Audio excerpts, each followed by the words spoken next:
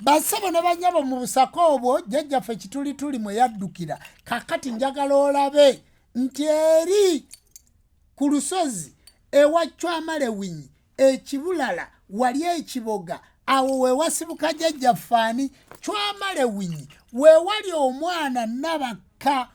Omwana oyo Winyi eyazaala Wannyana eyazaala omwana eyakomyawo ennyumba gye bayita Muzibwazaala Mpanga. Omwana oyo Lubega Lulungi olwaweeka Kabaka omuva ab'Engabi omuli omusajja omukulu Nsamba Bikomo. Kakati Nsamba Bikomo mwe muli omusajja omukulu gwe bayita Matovu Tigeebikkwa.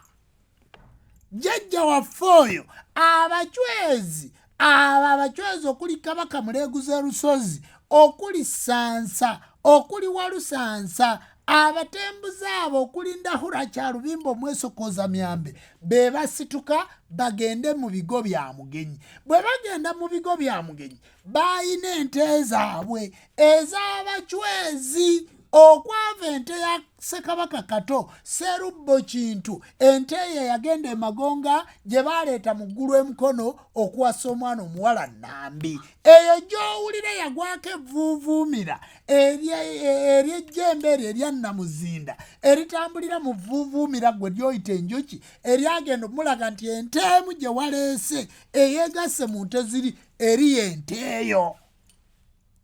Kati oyo yali muchwezi jjajjaffe Ndahura Kyalubimba yawa Ssekabaka Kato Sserubbo Kintu ente eyo eyawasa omwana omuwala Nambi Nantutululu bakazi Lwendo. Bivaawa mu bigo bya mugenyi olw'okuba baali bawondera nga baagala okulaba Kabaka Kintu gy'alaze ng'azze ewa nnyina Nalubaale Muzuulankoni Takala kw'ebyo azaala maama Nambi Nantutululu bakazi Lwendo muka Kabaka Ggulu Musota Lumala Bantu abaafugira obwakabaka baabwe mu ggulu emukono mu mukono gw'ensi. Kati Kintu yali azze okuwasa omwana omuwala oyo bamuwadde ente okuva mu bigo bya mugenyi bajja bamugoberera. Kakati bagenda okutuuka awo nga baga nti guno omuddo gwabala guno omuddo gwayala ne gukamala bukamazi. Kakati kyebava baluyita lwera lwayeramu omuddo ogw'ente ezo ezaava mu bigo bya mugenyi. Kakati bagenda okutuuka awo Kabaka Kintu yali amaze okwogereza nga batudde mu bika endyo 5 nga zimaze okutuula olulyo lw'ebimera nga lukulemberwa Mpindi, olulyo lw'ebiwuka nga lukulemberwa Nseenene, olulyo lw'ebinyonyi nga lukulemberwa Nnyonyi Muzinge, olulyo lw'ebyewalula nga lukulemberwa Mamba, olulyo lw'ebisolo nga lukulemberwa Njovu.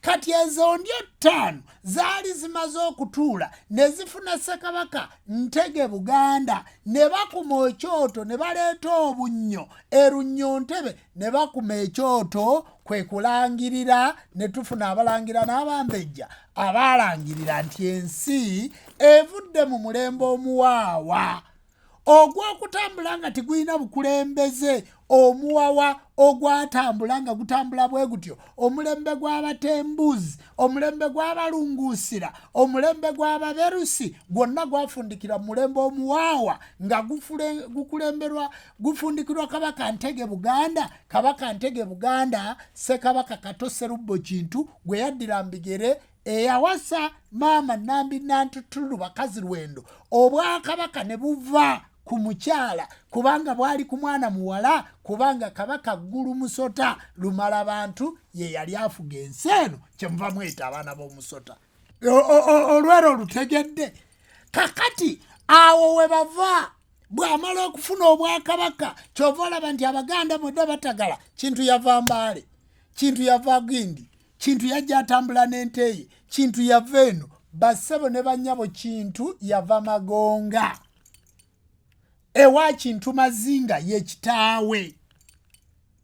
Bassebo ne bannyabo bw'ava Magonga kati bagenda kuddayo babuuze nti ewaffe ennono awo n'ennono nga tewannabaawo kubanga amala kulya Ntebe ku ndyo ziri 5 n'alangirira obwakabaka bw'Emba Musota ne buwummuzibwa obwakabaka bwa Ggulu Musota ne buwummuzibwa ffenna ne tuddayo ku mulembe gwa Ssekabaka Kato Sserubbo Kintu kye tuva tuyita bazzukulu ba Kintu ne Nambi.